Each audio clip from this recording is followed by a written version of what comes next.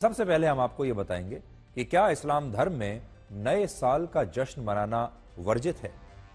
ये बात इसलिए कह रहे हैं क्योंकि ऑल इंडिया मुस्लिम जमात के अध्यक्ष मौलाना शहाबुद्दीन बरेलवी ने नए साल के जश्न के खिलाफ एक फतवा जारी कर दिया है और कहा है कि 31 दिसंबर की आधी रात को नए साल का जश्न मनाना इस्लाम के खिलाफ है और अगर कोई मुस्लिम धर्म को मानने वाला, इस्लाम धर्म को मानने वाला कोई मुस्लिम अगर नए साल का जश्न मनाता है तो ये अच्छी बात नहीं। चश्मे दारुल-इफ्ता बरेली शरीफ से एक फतवा जारी किया गया है नए साल को लेकर के कि नए साल की आमद है, तो उस सिलसिले में जो जश्न मनाते हैं नौजवान लड़के और लड़कियां, उनके सिलसिले में हिदायत दी गई है। फतवे में कहा गया है कि नए साल का जश्न मनाना फख्र की बात नहीं है और न ही ये जश्न मनाया जाना चाहिए और न ही मुबारकबाद देना चाहिए, इसलिए कि ये जो जश्न है नए साल का, ये अंग्रेजी साल यानी ईसाइयों का साल शुरू होता है और नए साल का जश्न मनाना ईसाइयों का मजहबी शियार है और किसी भी गैर मजहब का मजहबी शियार को अपनाना मुसलमानों के लिए सख्त नाजायज है। तो फतवे में ये साफ साफ कहा गया है और मुसलमानों को, खासतौर पर नौजवान लड़के और लड़कियां हैं, उनको हिदायत दी गई है कि नए साल का जश्न न मनाएं, ये शरीयत की रोशनी में नाजायज है और जो लोग मनाते हैं वो गुनहगार होंगे। तो खास तौर पर हमारे जो मुस्लिम दर्शक हैं उन्होंने ये बात ध्यान से सुनी होगी कि उन्हें ये हिदायत दी गई है कि नए साल का जश्न वो ना मनाए और अगर कोई मनाता है तो ये धर्म के खिलाफ माना जाएगा, इस्लाम के खिलाफ माना जाएगा। इस्लाम धर्म में नए साल की शुरुआत 1 जनवरी से नहीं मानी जाती और यही कारण है कि बहुत सारे मुस्लिम देशों में नए साल के जश्न को इस्लाम विरोधी माना गया है। अब देखिए, नया साल आते ही लोग ये कहना शुरू कर देते हैं कि नया साल नए बदलाव और नई ऊर्जा लेकर आएगा और उनके जितने काम रुके हुए हैं वो सारे पूरे हो जाएंगे, नया साल शुभ होगा। अभी से ही लोग ज्योतिषियों के पास जाना लोगों ने शुरू कर दिया है। लोग आपस में बात करने लगे हैं कि नए साल में जो भी अटके हुए काम हैं वो सब पूरे हो जाएंगे, नया साल पुराने साल से ज्यादा अच्छा होगा। लेकिन हकीकत में ऐसा कुछ नहीं होता। 1 जनवरी को जब नया साल आता है तब तारीख बदलने के अलावा कुछ भी और नहीं बदलता। इसलिए आज हम नए साल को लेकर आपसे 4 बातें कहना चाहते हैं। हम जानते हैं आपने भी अभी से नए साल का पंचांग निकालना शुरू कर दिया होगा। नया साल आपके लिए कैसा होगा, नए साल में आपको पहले से ज्यादा सफलता मिलेगी, पहले से ज्यादा धन कमाएंगे। सब लोगों को इस बात की उम्मीद रहती है कि अगला आने वाला साल पिछले साल के मुकाबले ज्यादा बेहतर होगा, ज्यादा खुशियां लेकर आएगा। लोग सोचते हैं कि मेरा जो पुराना साल गया है वो बहुत अच्छा नहीं था, अब आने वाला साल और अच्छा होगा और कल से सब कुछ बदलने वाला है क्योंकि नया साल शुरू हो जाएगा। तो पहली बात ये कि वर्ष 2024 से 2025 में जाने के बाद जिस तरह संख्या बढ़ रही है, यानी 24 से 25 हो रही है, क्या उसी तरह से आपकी प्रतिभा और आपका परिश्रम भी बढ़ेगा या सिर्फ 24 से 25 यानी नंबर बढ़ गया लेकिन आप वैसे के वैसे ही हैं? दूसरी बात, क्या इस नए साल में आप भी अपना एक नया अपडेटेड वर्जन दुनिया के सामने पेश करेंगे? क्या आपके सॉफ्टवेयर में भी कोई नया अपडेट आएगा? ये मैं इसलिए बात कह रहा हूं क्योंकि जब आप नया फोन लेते हैं या जब आपके फोन में ऑपरेटिंग सिस्टम में कोई नया अपडेट आता है, जब आप कोई नई गाड़ी खरीदते हैं तो वो गाड़ी पुराने मॉडल के मुकाबले ज्यादा बेटर होती है। कई बार आप सोचते हैं अब 2025 में नई गाड़ी लेंगे क्योंकि नया मॉडल आ रहा है। फोन भी आप ऐसे ही सोचते हैं कि अब नया अपडेटेड फोन लेंगे क्योंकि उसमें ज्यादा फीचर्स हैं। और ये सब कैसे होता है? कम दाम में आपको ज्यादा फीचर्स मिलते हैं, ज्यादा बेहतर प्रोडक्ट मिलता है। अब आप ये तो उम्मीद कर रहे हैं कि नया साल आएगा और नए साल में आपको सब कुछ ज्यादा मिलेगा, लेकिन क्या आपने अपने अंदर वो बदलाव किए हैं? क्या नए फोन की तरह जैसे उसका अपडेटेड वर्जन होता है, आपका अपना भी एक नया वर्जन 2025 में लोगों को देखने को मिलेगा?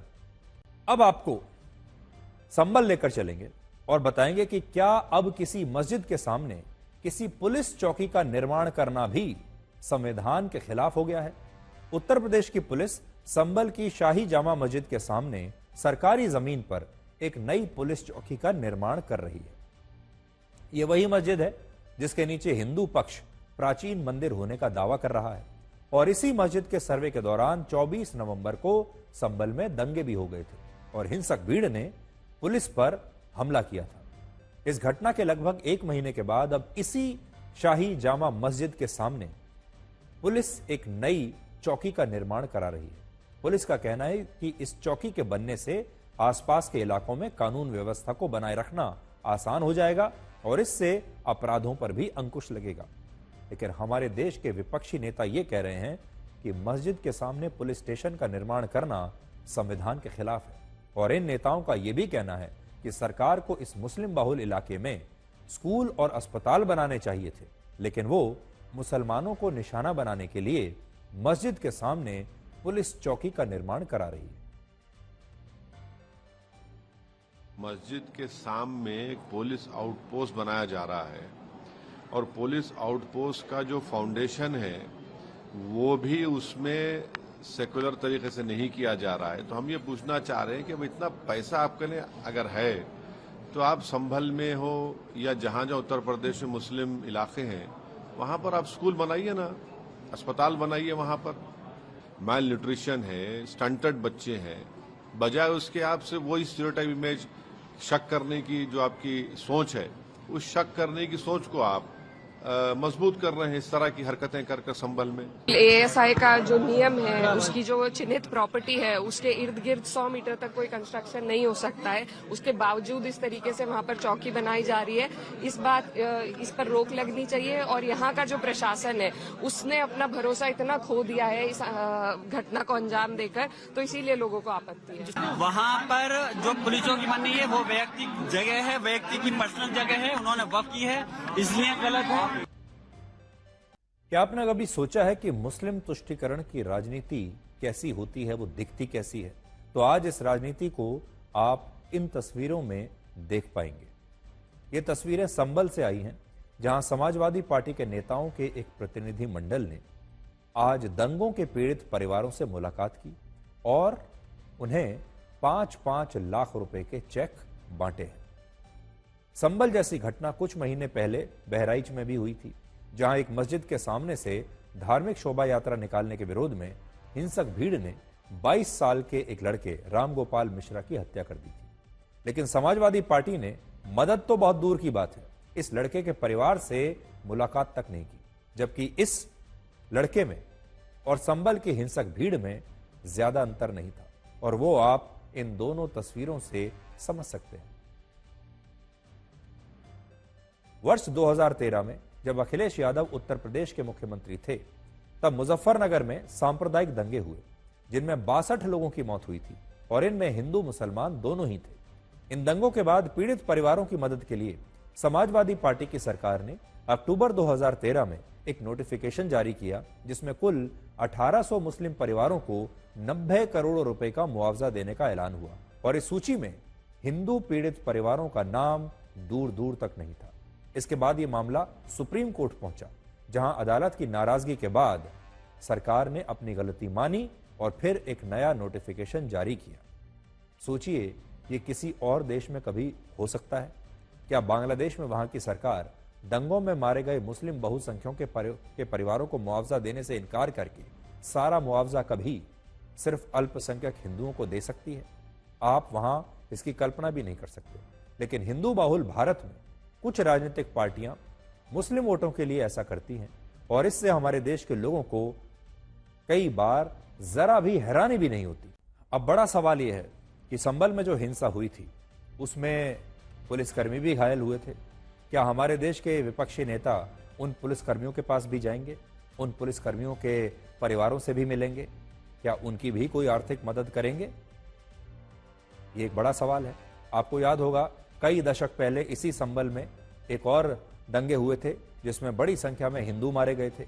क्या ये विपक्षी दल और उनके नेता उन हिंदुओं से भी मिलने जाएंगे, उन हिंदुओं के परिवारों से मिलने के लिए जाएंगे और क्या उन्हें भी कोई आर्थिक मदद देंगे? और जब ये दंगे हुए थे उस जमाने में, तब क्या ये विपक्षी दल उन परिवारों से मिलने के लिए गए थे जैसे अब गए हैं। असल में ये सब कुछ वोट की राजनीति है, ये सब कुछ ध्रुवीकरण की राजनीति है। और एक जगह कुछ एक खास लोगों के पास जाने से ये जो हमारे नेता हैं ये पूरे देश में एक संदेश देना चाहते हैं। और हमारे देश के नेताओं ने, आपने देखा होगा, अपने आप को बांट लिया है। हर नेता ने कुछ जातियों को, कुछ धर्मों को चिन्हित कर लिया है और वो उन जातियों के नेता बनना चाहते हैं, उन धर्मों के नेता बनना चाहते हैं और उनके वोट लेना चाहते हैं। हमें एक ऐसे नेता की आवश्यकता है जो सभी धर्मों के लिए समान रूप से सोचता हो, जो हिंदू के घर भी जाता हो, मुसलमान के घर भी जाता हो, और एक ऐसा नेता जो सभी जातियों के घर जाता हो। हर जाति में जहां भी उन्हें लगे कि कोई पीड़ित व्यक्ति है, वो उस परिवार से मिलने के लिए जाए, बिना ये देखे कि उस राज्य में किस पार्टी की सरकार है और जो पीड़ित है परिवार वो किस जाति का है। ऐसा दिन कब आएगा? उम्मीद करते हैं कि 2025 में, नए साल में, हमें अपनी देश की राजनीति में ये बदलाव भी देखने को मिलेंगे। अब हम आपको ये बताएंगे कि जो विमान आकार में इतना विशाल होता है, उसमें सैकड़ों लोग बैठे होते हैं, यात्री, वही विमान एक छोटे से पक्षी से टकराने के कारण दुर्घटनाग्रस्त कैसे हो जाता है। और उसमें आपने देखा होगा कई दुर्घटनाओं में तो बड़ी संख्या में यात्री जो हैं वो मारे जाते हैं। आजकल दक्षिण कोरिया में एक ऐसे ही विमान दुर्घटना की बड़ी चर्चा हो रही है, जिसमें बैंकॉक से आ रहा एक यात्री विमान बर्ड हिट के कारण क्रैश हो गया और इस विमान दुर्घटना में 179 लोगों की मौत हो गई। तस्वीरें आपके सामने हैं।